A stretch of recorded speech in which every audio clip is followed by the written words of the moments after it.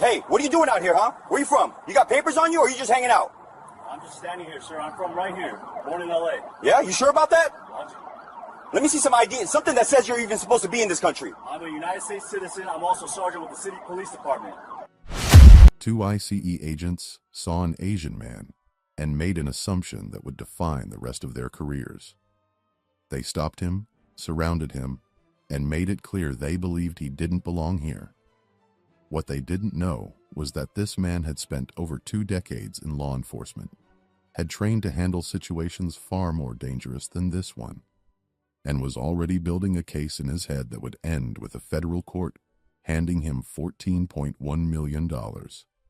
Before we go any further, comment where in the world you are watching from, and make sure to subscribe, because tomorrow's story is one you don't want to miss. It was supposed to be a normal day off. No uniform, no badge on display, no radio crackling with emergency calls. Just a man running a simple errand in his own neighborhood, moving through his day the same way millions of Americans do without a second thought. That man was Stephen Liang, a 47-year-old police sergeant based in California, with over 22 years on the force. But Liang was not just any sergeant. He was a SWAT team leader, the kind of officer departments spend years building, the kind of man who trained for hostage situations, high-risk entries, and split-second decisions where the wrong call costs lives. He had spent more than 2 decades earning that position, proving himself in rooms and situations most people will never see the inside of. On this particular day, though, none of that was visible. He was in plain clothes, relaxed, just a man going about his life in the country he had spent his entire career serving. That was exactly the problem, at least in the eyes of the 2 ICE agents watching him. Agent Rick Moody and his partner had been working the area that day, and somewhere between their training and their assumptions, they made a decision that had nothing to do with evidence and everything to do with how Stephen Liang looked.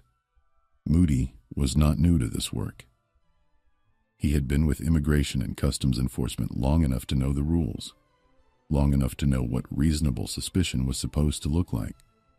But what happened next had very little to do with reasonable suspicion. The moment they saw Liang, his face, his features, something clicked in their minds that told them he didn't belong there. Not on that street. Not in that neighborhood. Not in this country. They moved toward him. Liang noticed them before they reached him. Years of law enforcement training had sharpened his awareness in ways that never fully switch off, even on a day off. He clocked their body language, their direction, the intent behind their movement. He stayed calm. That was also training. You don't spend 2 decades in law enforcement, years leading a SWAT unit, without learning how to hold yourself steady when a situation starts shifting around you. Where are you from? The question came fast and carried a weight that had nothing to do with curiosity. It was the kind of question designed to put someone on the back foot, to make them feel like they owed an explanation just for existing in a space. Liang answered, calmly, clearly. But the agents weren't satisfied. To them, his answers weren't the point. His face had already told them everything they thought they needed to know. They pressed further, demanded more. The tone made it clear that in their eyes, Stephen Liang was not a man going about his day. He was a problem to be solved, a case to be processed, someone whose presence required justification. What they hadn't considered, not even for a moment, was that the man standing in front of them had spent 22 years on the other side of exactly this kind of encounter, that he understood use of authority better than most people in that zip code, that he was already watching this situation with the cold, precise eyes of someone who knew when a line was being crossed. And a line was being crossed. The confrontation was only just beginning, but the damage was already being done. And Stephen Liang was taking a note of every single second of it. Stephen Liang didn't raise his voice. He didn't have to. He had been in enough high-pressure situations to know that the worst thing you can do when someone is trying to unsettle you is give them the reaction they were looking for. So he stood his ground, calm and measured, and did what any law enforcement officer would do in his position. He identified himself. "I'm a police sergeant," he told them. He made it clear, direct. No room for misunderstanding. The agents didn't back down. That moment, that specific moment when Liang identified himself and the agents chose to keep pushing, was the moment this situation crossed from an uncomfortable stop into something far more serious. Because this was no longer about confusion. This was no longer two agents who simply didn't recognize a fellow law enforcement officer. They had been told. They had been given the information that should have ended the entire encounter, right there on that sidewalk. And they kept going anyway. Moody looked at him the way people look at someone they've already made up their mind about. The kind of look that says the words coming out of your mouth don't matter, because I've already decided what you are. He asked Liang for identification. Liang provided it, but even with credentials in front of them, the agents treated every answer like it needed to be verified, challenged, and questioned again. The process that should have taken 30 seconds was being stretched deliberately, and the message behind it was loud and clear. We don't believe you, and even if we did, it wouldn't matter. What was happening to Stephen Liang on that street had a name. It wasn't a new phenomenon, and it wasn't unique to him. Racial profiling, the practice of targeting someone based on their ethnicity rather than their behavior, had been debated, condemned, and legally challenged in courtrooms across America for decades. But knowing the name for something doesn't make it hurt less when it's happening to you in real time. And for Liang, a man who had given 22 years to the badge, who had put himself in danger to protect communities, who had led SWAT operations that required absolute trust between officers, being treated like a suspect in plain sight was not just humiliating. It was a betrayal of everything the job was supposed to stand for. The agents moved to detain him, not suggest he come with them, not politely ask him to wait while they sorted things out. They detained him, physically, on a public street, in the middle of his day off. A decorated police sergeant and SWAT team leader was being held against his will by federal agents whose only apparent reason for stopping him in the first place was that he looked like he might be foreign. Liang remained composed on the outside, but inside, something was shifting. This was no longer just an uncomfortable encounter he could walk away from and shake off. This had become something that needed to be answered, not with anger, not with a scene on the sidewalk, but through every proper legal channel available to him, and he knew exactly what those channels were. As the detention dragged on, people nearby began to notice. A man in plain clothes, surrounded by federal agents, being questioned and held on a street where nothing had happened, and no crime had been committed. To anyone watching without context, the image itself told a story. And in America, in 2023, that image carried enormous weight. The agents eventually let him go. No arrest, no charges, no evidence of anything because there was nothing to find. Stephen Liang walked away from that sidewalk, the same law-abiding, decorated, highly trained officer he was when he woke up that morning. But something had been set in motion that the agents didn't see coming and couldn't stop. The moment they let him walk, he already knew what the next step was going to be. He wasn't just going to report what happened. He was going to make sure that what happened to him on that street, the assumption, the detention, the dismissal of his credentials, all of it, was going to be examined under the brightest legal light possible, and the people responsible were going to have to answer for every single second of it. The reveal of exactly who they had just detained was about to hit them like a freight train, when the full picture of who Stephen Liang was began to surface in official records, legal filings, and department documentation. The weight of what those agents had done became impossible to ignore. This was not a man without a voice. This was not someone who would fill out a complaint form and hope for the best. Stephen Liang was a 22-year veteran of law enforcement, a sitting police sergeant, and a SWAT team leader with a record that spoke for itself. The same federal system that employed the agents who detained him now had to sit across from his attorneys and reckon with the fact that their agents had racially profiled, stopped, and physically detained one of their own, a decorated officer with more training, more experience, and more legal knowledge than most people in that entire encounter combined. The irony was painful, and it was public. Here was a man who had spent over 2 decades running toward danger, leading some of the most high-risk operations in law enforcement, trusted with decisions that determined whether people lived or died. And 2 ICE agents had looked at his face and decided he didn't belong on an American sidewalk. They hadn't seen the badge behind the plainclothes. They hadn't considered the career behind the calm voice. They had seen his ethnicity and made a call. And that call was now sitting in the middle of a federal lawsuit. Liang's legal team laid it out clearly. What happened to him that day was not a misunderstanding. It was not a procedural error or an isolated lapse in judgment.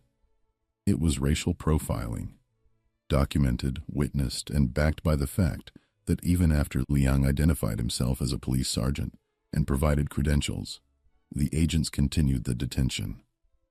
That detail alone was devastating to any defense the agency could mount. The case was building, the evidence was solid, and the man at the center of it all had the patience, the discipline, and the legal standing to see it all the way through. The agents had stopped a man they thought had no power. They were about to find out exactly how wrong they were. The federal court didn't take long to see what had happened for exactly what it was. When all the evidence was laid out, when the timeline of that encounter was placed under legal scrutiny and examined piece by piece, the verdict came back with a clarity that left no room for debate. Stephen Liang was awarded $14.1 million in damages, one of the largest settlements of its kind in a racial profiling case, involving federal agents in recent American history. That number was not just compensation. It was a statement. It said that what happened on that sidewalk had a cost, that detaining a man because of his face, dismissing his credentials, and holding him against his will without cause was not a minor procedural mistake that could be quietly buried in an internal review. It was a violation of his rights, of his dignity, and of the very laws those agents were supposed to be enforcing. For Liang, the money was never the center of it. He had said as much publicly. What mattered to him was the acknowledgement, the legal record that would exist permanently, stating clearly that what was done to him was wrong. That a man with 22 years of service, a SWAT team leader who had given his career to protecting others, deserved to walk down a street in his own country without being treated like a suspect for the way he looked. The case also forced a wider conversation about how ICE conduct stops, about the assumptions federal agents carry into the field, about what racial profiling costs, not just the individuals it targets, but the institutions that allow it to happen, and the taxpayers who eventually foot the bill for the settlements that follow. Stephen Liang went back to his life, back to his department, back to the work he had never stopped believing in, even when the system failed him. That in itself said everything about the kind of man he was. The agents who stopped him that day had looked at his face and seen someone without power.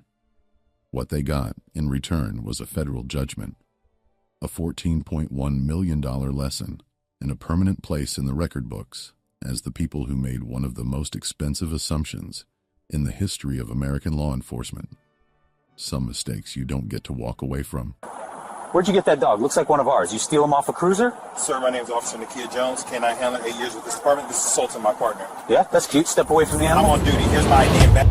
On the evening of June 15th, 2020, Warrensville Heights police officer Matthew Janicki, badge number 437, spotted a black man walking a German Shepherd near East 174th Street and immediately radioed dispatch claiming possible theft of police property. He approached with his hand on his service weapon, demanding identification and insisting the dog was stolen from a K-9 unit, ignoring every attempt at explanation. Within minutes, Janicki had the man's hands behind his back, threatening felony charges for possession of what he called clearly illegal property. What Officer Janicki didn't know was that he'd just handcuffed his own colleague, Officer Nakia Jones, an 8-year veteran K-9 handler, and that his $25.1 million mistake was being recorded from 3 different angles. Before we go any further, comment where in the world you are watching from, and make sure to subscribe, because tomorrow's story is one you don't want to miss. The temperature had finally dropped to something comfortable that Tuesday evening when Nakia Jones decided to take Sultan out for their routine walk. At 34 years old, Jones had spent 8 years with the Warrensville Heights Police Department, the last 5 as one of their most decorated K-9 handlers.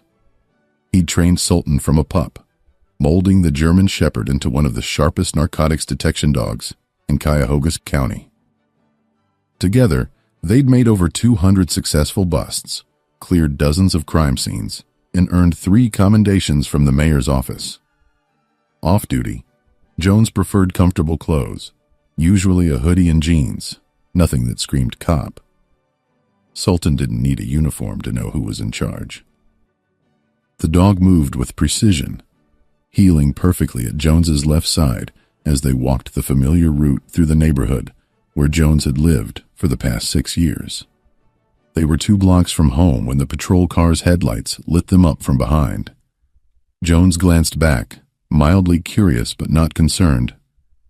He recognized the vehicle markings, the same Crown Victoria model he'd ridden in countless times.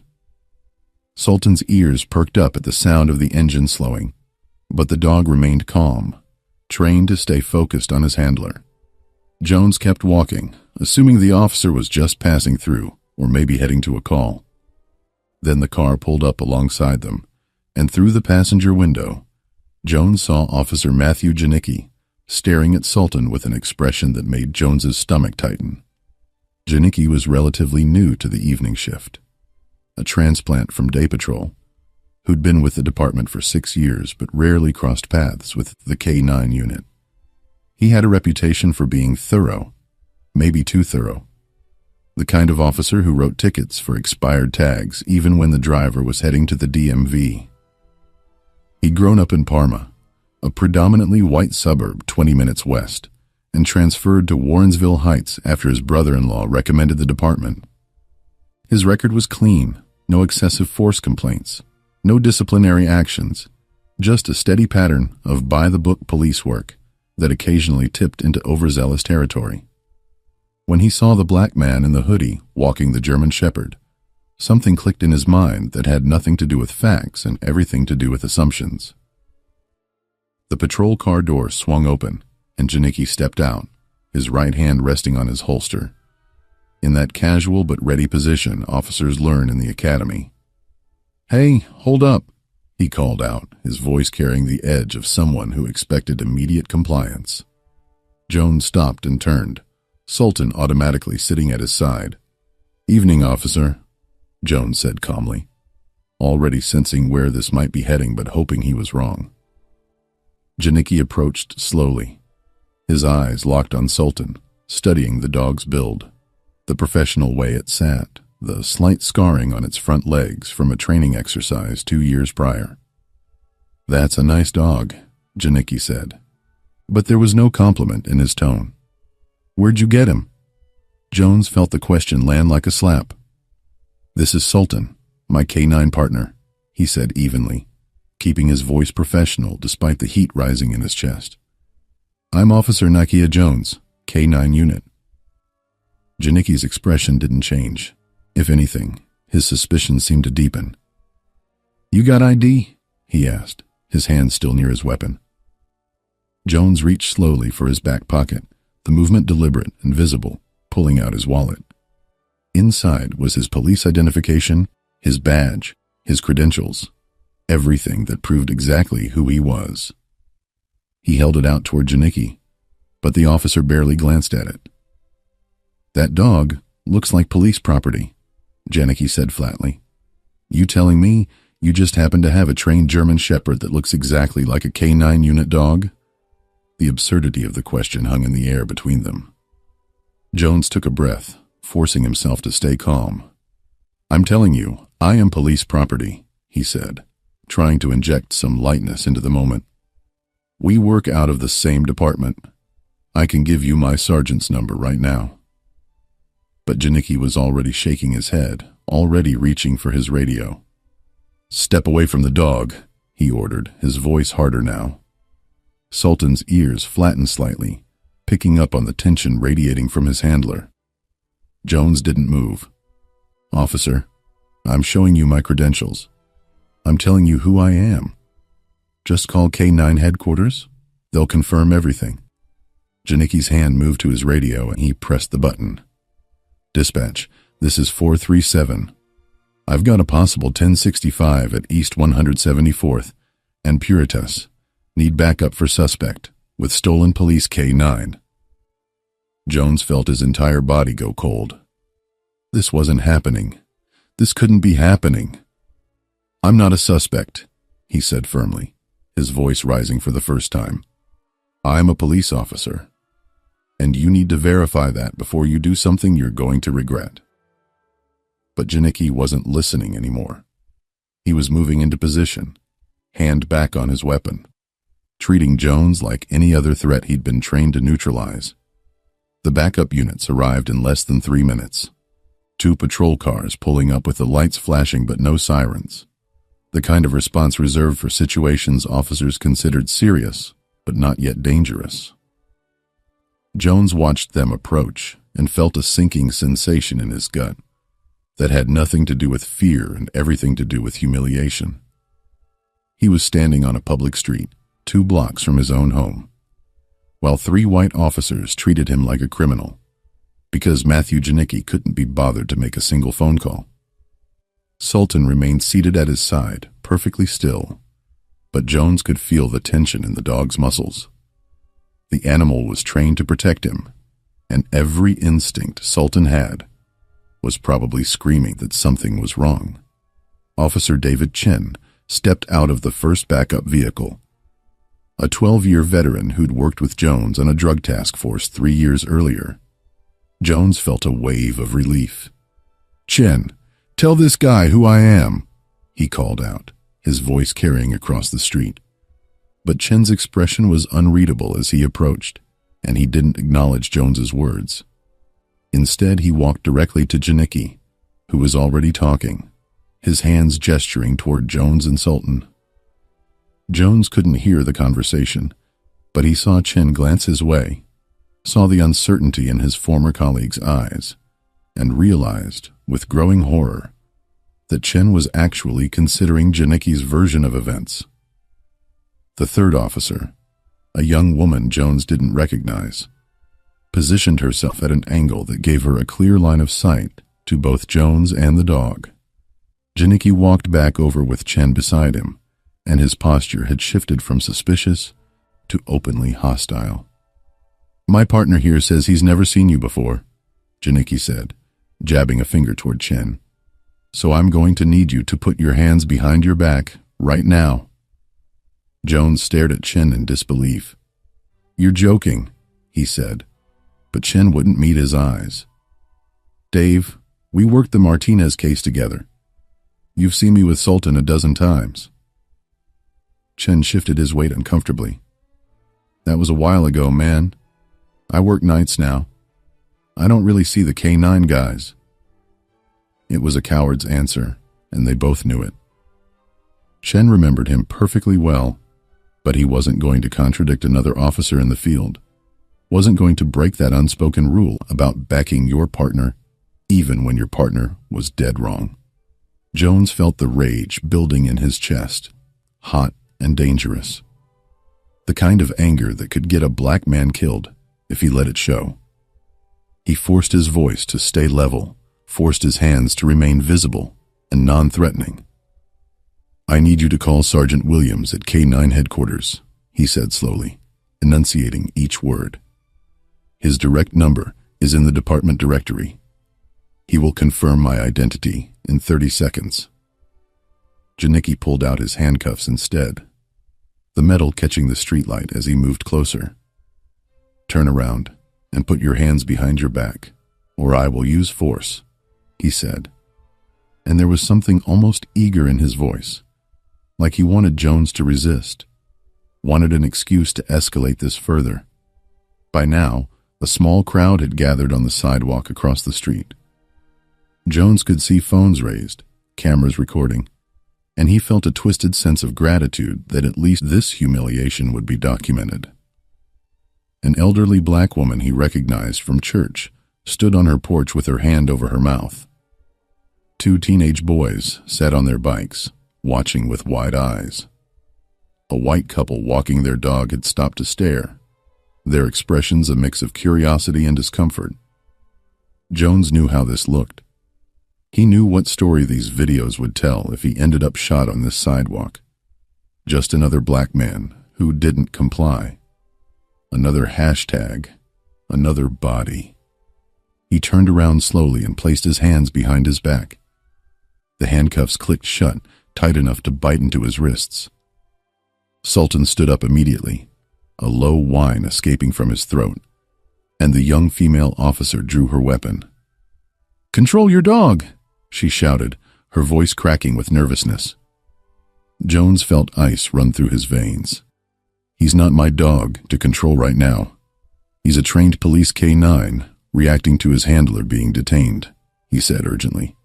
"He's not going to attack anyone, but you need to holster your weapon before he perceives you as a threat." The woman didn't lower her gun. Sultan's whining grew louder, his body language shifting from confused to distressed. Janicki grabbed Jones by the arm and started walking him toward the patrol car. But Sultan moved to follow, staying close to Jones like he'd been trained to do. "Somebody secure that animal," Janicki barked, and Chen moved forward with a catch pole, the kind animal control uses for aggressive strays. Jones stopped walking, forcing Janicki to stop with him. "If you come at him with that pole, he will defend himself," Jones said, his voice tight. "He's a $70,000 police dog with bite training. You put that thing near him, and this situation becomes a nightmare for everyone." Chen hesitated, the pole lowering slightly. For a moment, Jones thought reason might prevail. Then Janicki shoved Jones forward, hard enough to make him stumble. "I don't care if that dog cost $1 million. You don't get to tell us how to do our job, pal," he said. Jones caught his balance, his shoulders screaming from the awkward position of his handcuffed arms. "My wallet is in my back right pocket," he said, abandoning any pretense of pride now. "My police ID is inside. My badge number is 8427. I have been with this department for 8 years. Everything I'm telling you can be verified in less time than this conversation is taking." Janicki reached into Jones's pocket and pulled out the wallet, flipping it open. Jones watched his face, waiting for the recognition to dawn, waiting for the apology that would surely come. Instead, Janicki held up the police ID and squinted at it under the streetlight. "This could be fake," he said dismissively. "You can buy these online." Chen had moved closer to Sultan now, the catch pole still in his hands, and the dog was watching him with laser focus, his training warring with his instinct to protect Jones. The crowd across the street had grown larger, more phones out, more witnesses to this spectacular display of incompetence and racial profiling playing out in real time. Jones could hear someone shouting, "That's messed up," and another voice yelling, "Let him go." But the officers ignored them all. Janicki walked Jones to the patrol car and pushed his head down, guiding him into the back seat the way you'd handle any arrestee.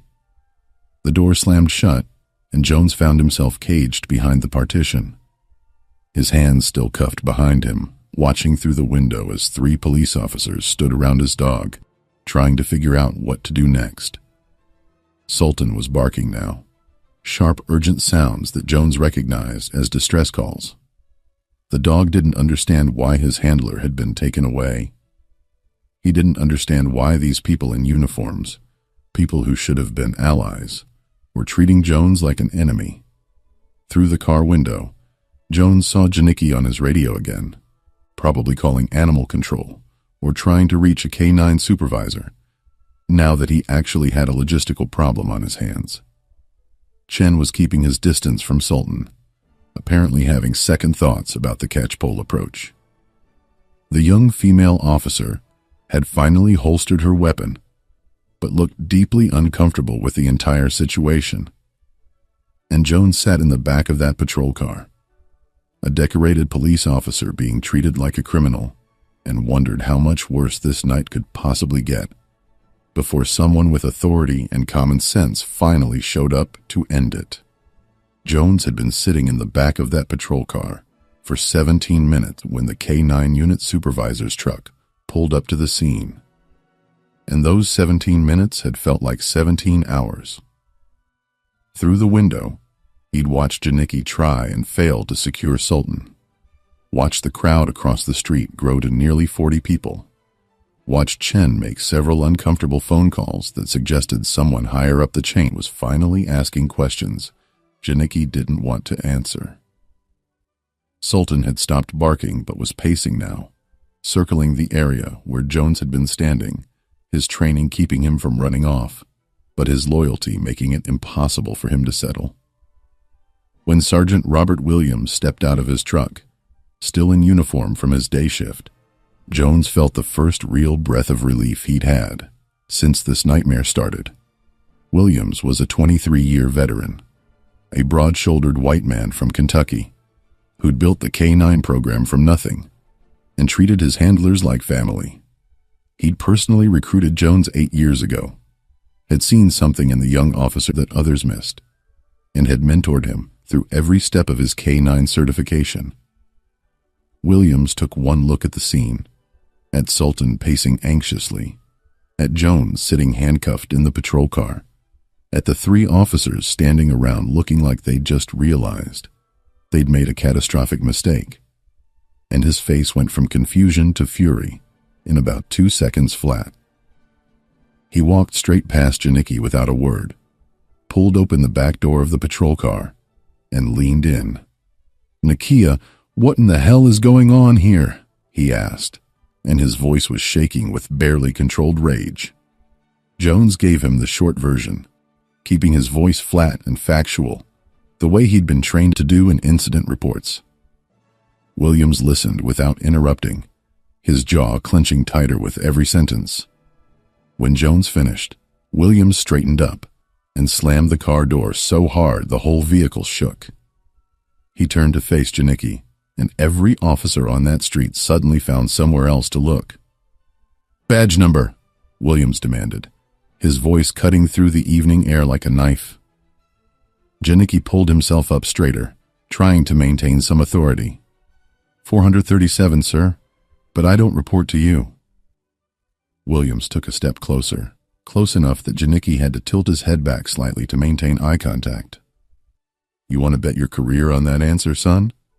Chen had gone pale, backing away from the confrontation like he wanted to disappear into the pavement.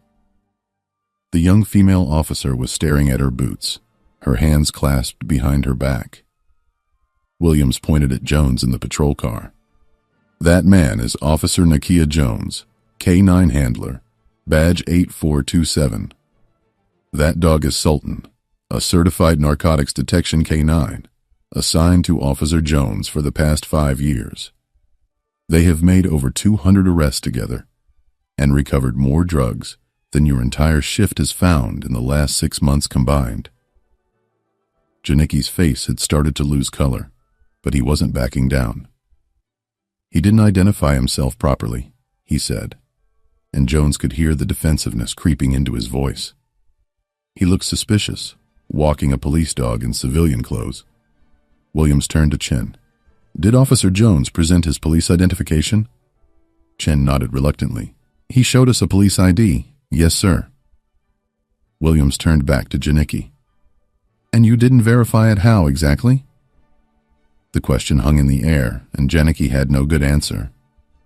It could have been fake, he finally said, but even he seemed to realize how weak that sounded. Williams pulled out his phone and made a call, putting it on speaker. The phone rang twice before a woman's voice answered. Warrensville Heights Police Department, Records Division. Williams didn't waste time with pleasantries. This is Sergeant Williams, K-9 Unit. I need you to confirm badge number 8427. Last name Jones, first name Nakia. There was the sound of typing. Then the woman came back on the line. Officer Nakia Jones, badge 8427, hired March 2012, currently assigned to K-9 Unit under Sergeant Robert Williams. No disciplinary actions on file.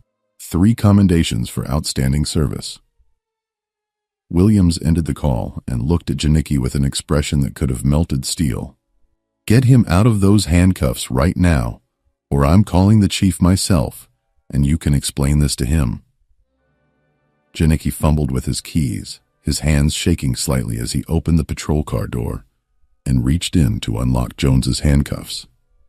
The metal clicked open, and Jones pulled his arms forward, rubbing his wrists where the cuffs had dug in. He stepped out of the car slowly, his legs stiff from sitting in that cramped position. Sultan saw him and came running, jumping up to put his paws on Jones's chest, licking his face, whining with relief. Jones wrapped his arms around the dog, burying his face in Sultan's fur for just a moment, letting the animal's presence ground him. When he looked up, Williams was standing there with a hand extended. Jones shook it, and Williams leaned in close. You okay? He asked quietly. Jones nodded, not trusting himself to speak yet. Williams turned back to the other officers, and his voice shifted from concerned friend to commanding superior in an instant. I want all 3 of your incident reports on my desk by end of shift, and I'm forwarding this entire situation to Internal Affairs first thing tomorrow morning. Chen finally found his voice. Sergeant, I was just backing up my partner. I didn't know. Williams cut him off with a raised hand. You worked a task force with Officer Jones 3 years ago. You knew exactly who he was, and you stood there and let this happen anyway. Chen's face flushed red, and he opened his mouth to argue, then closed it again. There was nothing he could say that would make this better. The young female officer looked like she might cry. Janicki had taken several steps back, his earlier confidence completely evaporated, replaced by the dawning realization that he'd just destroyed his own career in spectacular fashion. The crowd across the street had started cheering when Jones was released from the handcuffs, and several people were still recording. Jones could see the elderly woman from church making her way across the street, probably coming to check on him. One of the teenage boys on the bike shouted, "That's messed up, man," loud enough for everyone to hear. A middle-aged black man in a business suit was on his phone, and Jones heard him say lawsuit and civil rights violation before Williams moved to block his view. "Let's get you out of here," Williams said to Jones, guiding him toward the K-9 unit truck. Sultan followed, staying close to Jones's left side, like always. Before they could leave, Janicki called out, "Officer Jones, I was just doing my job. If you'd been more cooperative." Jones turned around, and the look on his face made Janicki stop mid-sentence.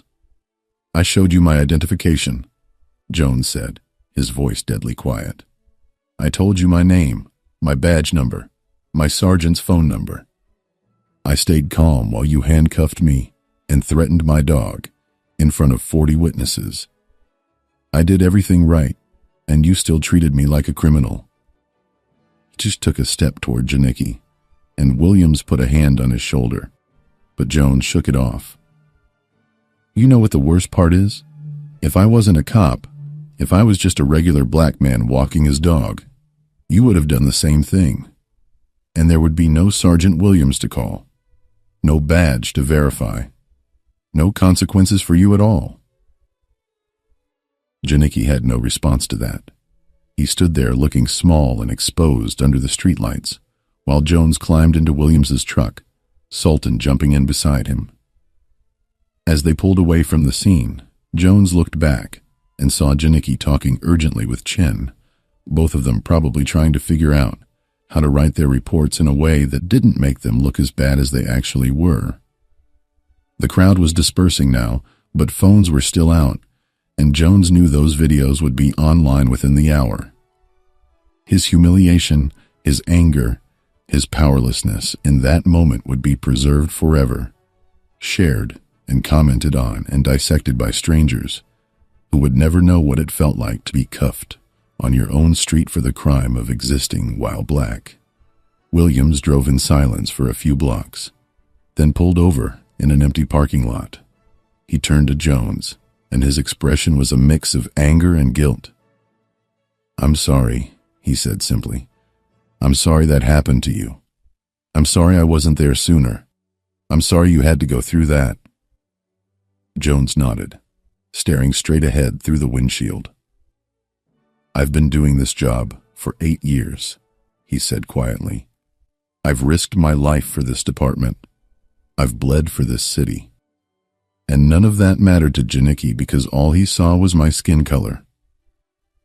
Williams didn't try to argue or defend his colleagues. He just sat there, letting Jones process what had happened, letting the weight of that truth settle between them. Jones didn't sleep that night. He sat in his living room with Sultan at his feet, watching the videos spread across social media like wildfire. By morning, local news stations were calling. By noon, civil rights attorneys from 3 different firms had reached out, offering representation. Jones hired Benjamin Crump's associate, a sharp woman named Patricia Moore, who specialized in police misconduct cases.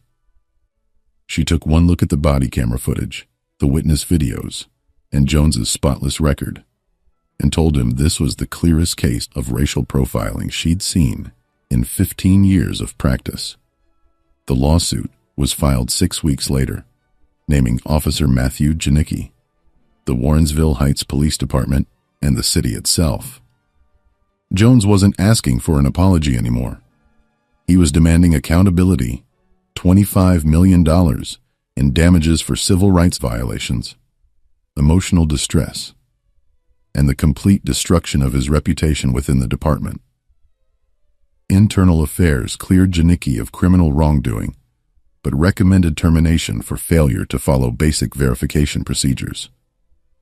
Janicki resigned before he could be fired, releasing a statement saying he'd been following his training and protecting the community.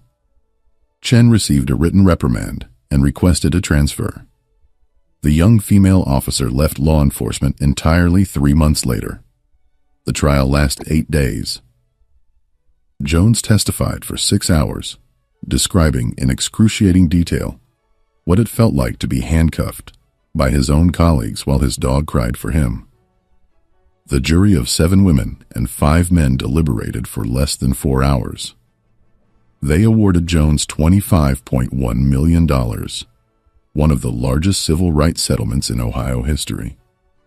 The verdict sent shockwaves through police departments across the state, forcing conversations about implicit bias, proper identification procedures, and the toxic culture of officers protecting other officers even when they're clearly wrong. Jones never went back to patrol. He took the settlement, retired from the force at 35, and started a nonprofit training program teaching de-escalation techniques and racial bias awareness to law enforcement agencies nationwide. Sultan retired with him, living out his remaining years as a beloved pet rather than a working dog. When asked in interviews if he regretted filing the lawsuit, Jones always gave the same answer: "I didn't do this for the money. I did it so the next black man walking his dog doesn't end up dead because an officer couldn't see past his own prejudice. Hands higher! Get on the ground now! Sir, I'm standing in my own home. Please listen. I'm a retired admiral. You can see the ID on the tape. Stop talking. Turn around and get on your knees. Those are my medals on the wall. That's 29 years of service. People fake this stuff all the time. Papers get forged. Please look at the picture. That's This him is with a the secretary. mistake. He's telling the Yeah, truth. right. Nice try. At 5:47 a.m. on a quiet residential street in Virginia, ICE Special Agent Derek Lawson led a 6-man tactical team through the front door of a home without a warrant, weapons drawn, shouting commands at a 62-year-old man still in his pajamas. Lawson, a 12-year veteran of Immigration and Customs Enforcement, with a history of aggressive raids in minority neighborhoods, had been given a tip that an undocumented immigrant was living at this address. He ordered the man to the ground, dismissed his protests, and placed him in flex cuffs while his wife screamed from the hallway. What Lawson didn't know was that the man on the floor was Rear Admiral James Holloway, a 40-year decorated Navy veteran who had commanded nuclear submarines and advised 3 presidents, and this mistake would cost the agency $34.8 million and end multiple careers.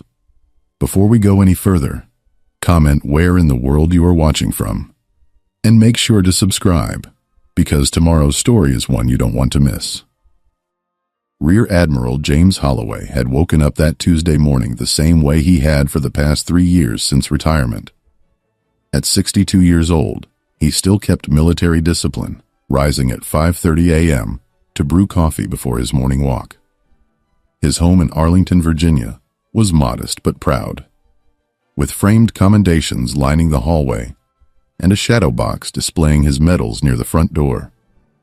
Holloway had spent 40 years in the United States Navy, starting as an enlisted sailor and rising to command nuclear submarines before serving as a strategic advisor to the Joint Chiefs of Staff. He had navigated some of the most dangerous waters on Earth, managed crews of hundreds, and held security clearances that gave him access to the nation's most guarded secrets.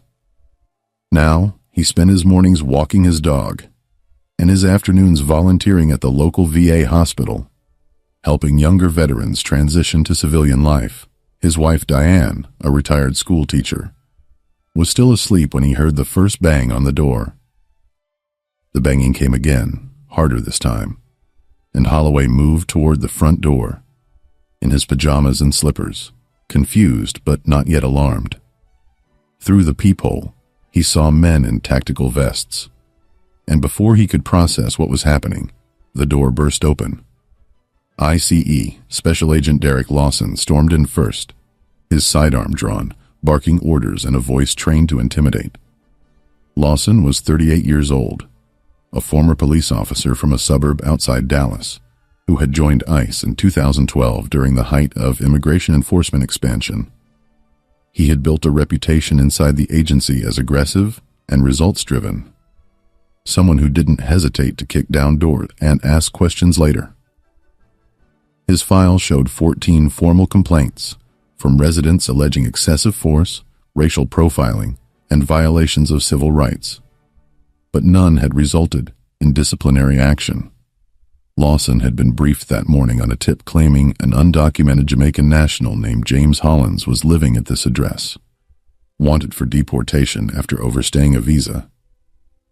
The intelligence was thin, based on a single unverified report and a partial name match in a database. But Lawson didn't care about the details. He saw a black man in his 60s and assumed he had the right target. Holloway raised his hands instinctively as Lawson shouted at him to get on the ground. He tried to speak, tried to explain who he was, but Lawson wasn't listening. 2 other agents rushed past them into the house, their boots echoing through the halls as Diane's panicked voice called out from the bedroom. Holloway dropped to his knees, his heart pounding, and said clearly that he was a retired Navy admiral and that they had the wrong house. Lawson glanced at him with something between suspicion and contempt, then told him to shut up and put his hands behind his back. The flex cuffs bit into Holloway's wrists as Lawson yanked them tight, and for the first time in his life, The Admiral felt what it was like to be treated as less than human in his own home. Diane appeared in the hallway in her robe, demanding to know what was happening, and one of the agents told her to stay back and be quiet. She was crying now, holding her phone, threatening to call their lawyer and anyone else who would listen. Holloway told her it was going to be okay, but he wasn't sure he believed it. Lawson searched the house while two agents kept Holloway on his knees in the living room. They rifled through drawers, opened closets, and knocked over a stack of books near the fireplace. Holloway kept repeating his name, his rank, and his service number, but Lawson dismissed it every time. He told Holloway that people lie all the time, that fake IDs and stolen identities were common, and that he'd heard every excuse in the book.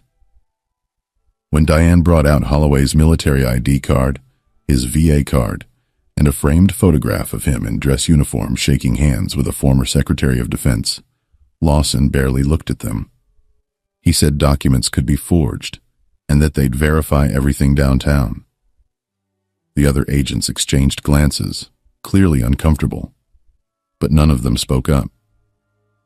One of them found Holloway's shadow box with his medals and paused for a moment, studying the Navy Cross and the Defense Distinguished Service Medal inside, but still said nothing. By 6:30 a.m., Holloway was in the back of an unmarked ICE vehicle, still in his pajamas, hands cuffed behind him, being driven to a detention facility in Fairfax. Diane stood in the doorway of their home, holding her phone, sobbing and furious, already calling their attorney and trying to reach someone, anyone, who could stop this. Lawson sat in the front seat of the vehicle, filling out paperwork on a tablet, satisfied that he'd completed another successful operation. He had no idea that the man in the back seat had commanded nuclear-armed submarines, had briefed presidents, and had spent 4 decades defending the very country Lawson claimed to be protecting. And he had no idea that this raid, conducted without a warrant and based on nothing more than a name that sounded similar and a face that fit his assumptions, would become the most expensive mistake of his career, and a case study in civil rights violations that would be taught in law schools for years to come. The Fairfax detention facility was a cold, fluorescent-lit building that smelled like disinfectant and fear. Rear Admiral James Holloway was processed like every other detainee that morning, stripped of his wedding ring, his watch, and what little dignity Lawson had left him.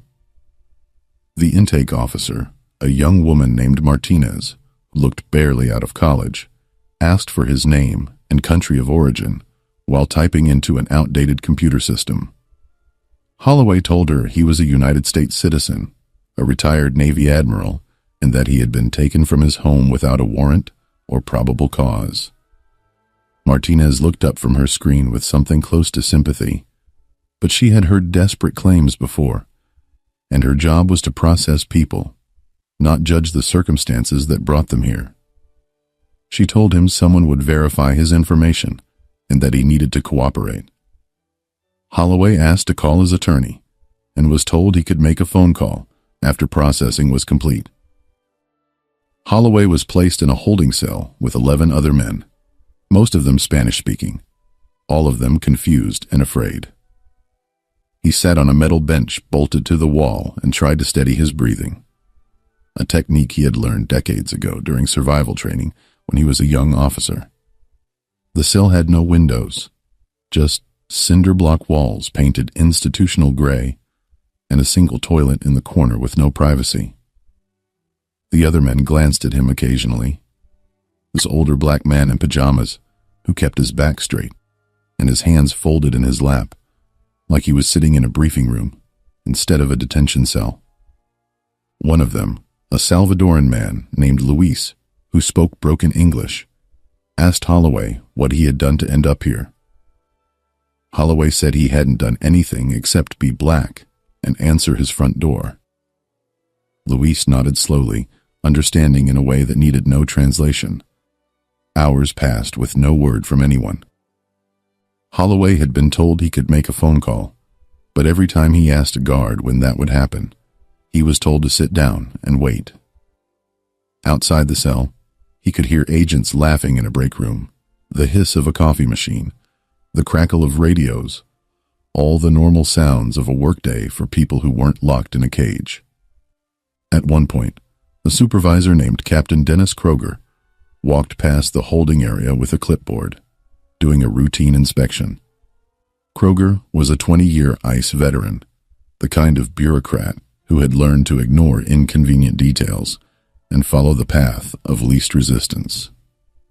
One of the other detainees called out to him in Spanish, begging for information about when they would see a judge, and Kroger ignored him completely. Holloway stood and approached the bars, asking Kroger, in a calm, commanding voice, if anyone had verified his identity yet. Kroger stopped, looked at Holloway with the tired annoyance of someone who had heard 1,000 complaints, and told him that everyone claimed to be someone important, and that the system would sort it out. Holloway said his name again, his rank, and the fact that his information could be verified with a single phone call to the Department of Defense. Kroger wrote something on his clipboard and walked away. While her husband sat in a cell, Diane Holloway was waging war from their living room. She had called their attorney, Marcus Chen, within minutes of the raid, and Chen had immediately begun making calls to everyone he could think of. Chen was a civil rights lawyer with 15 years of experience handling police misconduct cases, and even he was stunned by what Diane was describing. He told her to document everything, take photographs of the damaged door, the ransacked rooms, anything the agents had touched or broken. Diane walked through the house with her phone, filming the overturned furniture, the drawers left open, the boot prints on their cream-colored carpet. She found her husband's military records scattered across his office floor, documents marked with security classifications that ICE agents had no business touching. Chen told her he was filing an emergency petition for release and that he would have James out by the end of the day, but his voice carried a doubt he tried to hide. The system didn't move quickly, especially not for someone ICE had already decided was guilty. Diane also called their son Lieutenant Commander David Holloway, who was stationed at Naval Base San Diego.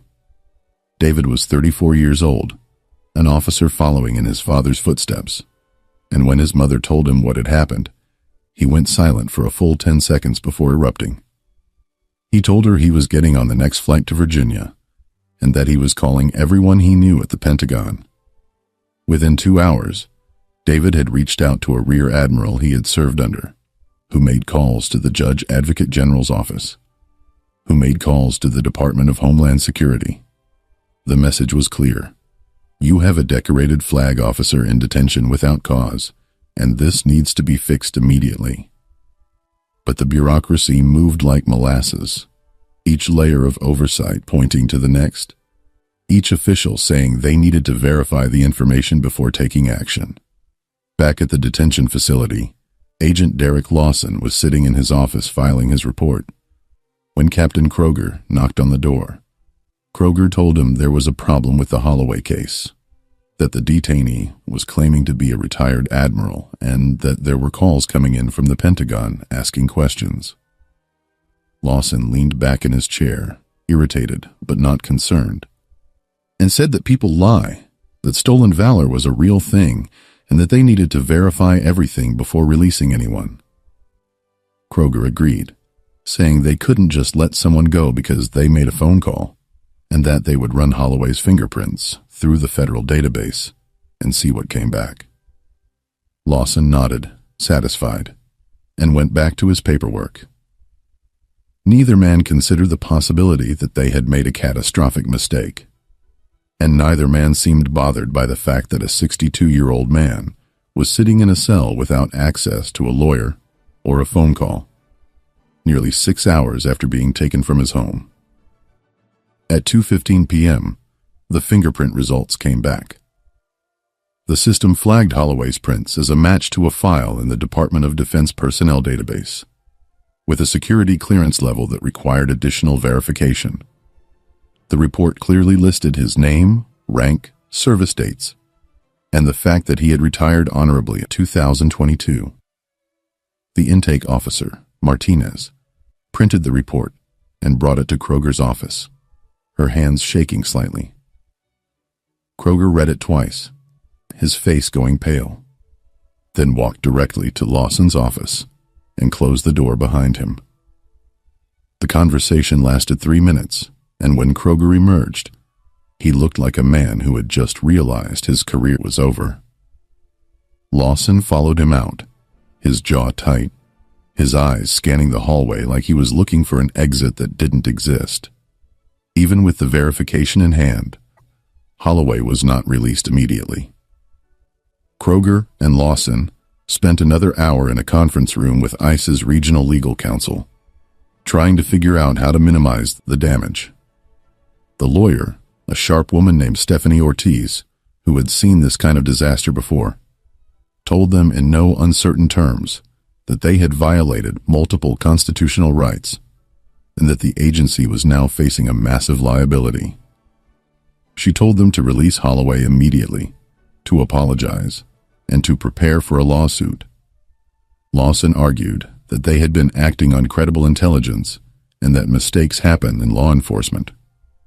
Ortiz cut him off and told him that credible intelligence required more than a partial name match and that barging into someone's home without a warrant was illegal regardless of the outcome. Kroger sat silently, knowing that his signature was on the approval for the raid and that his name would be all over the lawsuit. At 4:47 p.m., nearly 11 hours after being taken from his home, Rear Admiral James Holloway was released from detention. He was given back his wedding ring, his watch, and a plastic bag containing his house keys. No one apologized. No one explained what had happened or why it had taken so long to verify what he had been saying since the moment Lawson kicked in his door. Holloway walked out of the facility in his pajamas, his wrists still red from the flex cuffs, and found Diane and Marcus Chen waiting for him in the parking lot. Diane ran to him, sobbing, and Holloway held her for a long time without saying anything. Chen approached them carefully, his face a mixture of relief and fury, and told Holloway that they needed to talk. Holloway looked back at the detention facility, at the building where he had spent the day being treated like a criminal, in the country he had served for 40 years, and said quietly that he was ready to make sure this never happened to anyone else. Marcus Chen didn't waste time. Within 48 hours of James Holloway's release, he filed a federal civil rights lawsuit against ICE, Agent Derek Lawson, Captain Dennis Kroger, and the Department of Homeland Security. The complaint alleged unlawful entry, false imprisonment, racial profiling, and violation of Fourth Amendment rights. Chen also filed a Freedom of Information Act request demanding all documents related to the raid, including the intelligence report that had justified it.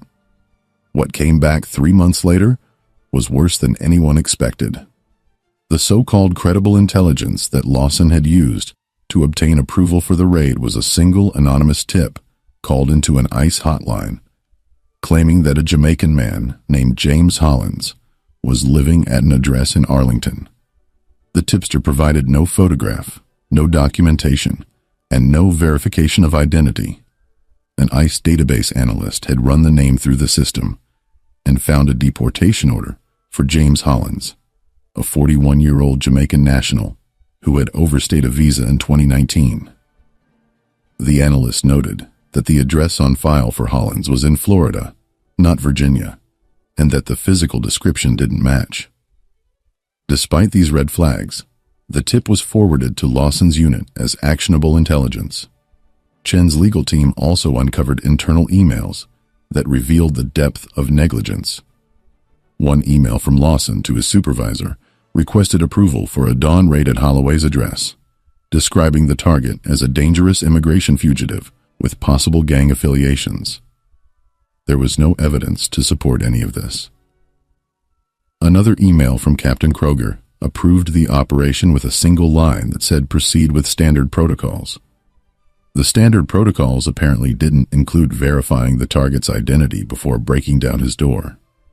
During depositions, Lawson admitted under oath that he had not checked property records, had not surveilled the address, and had not attempted any form of verification beyond the database match.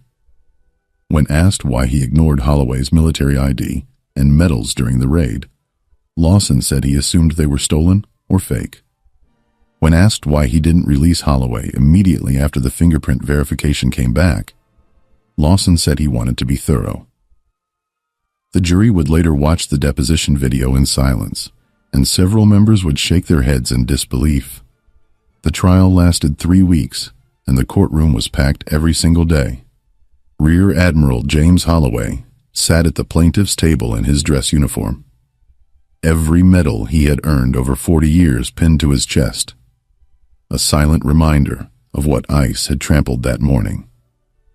Marcus Chen presented the case methodically, walking the jury through every failure, every ignored red flag, and every moment of cruelty that followed.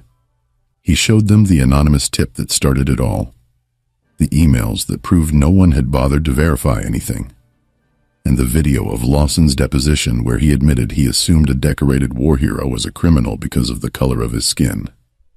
Diane Holloway testified about watching her husband dragged out of their home in handcuffs. David Holloway testified about the frantic calls he made to the Pentagon while his father sat in a cell. James Holloway himself took the stand and described in quiet, measured tones what it felt like to spend 40 years defending his country, only to be treated like an enemy in his own home. The defense argued that mistakes happen in law enforcement and that the agents had been acting in good faith. The jury didn't buy it. After 4 hours of deliberation, they returned a verdict of $34.8 million in damages. The courtroom erupted. Holloway closed his eyes and exhaled slowly, and Diane gripped his hand so tightly, her knuckles turned white.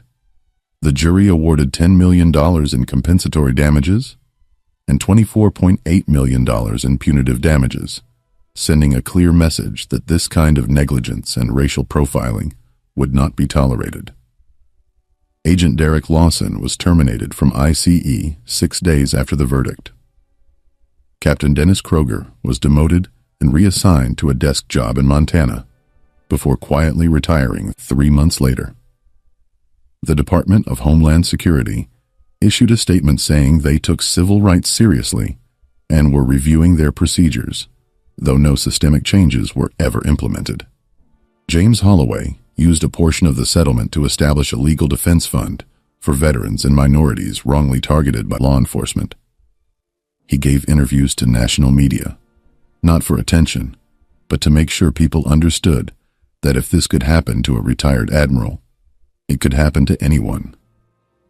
When asked what he wanted people to take away from his story, Holloway said he wanted them to remember that rank and medals shouldn't be necessary to be treated with dignity, but that every person deserved the basic respect he'd been denied.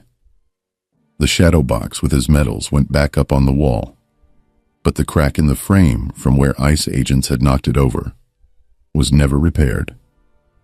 Holloway said he kept it that way as a reminder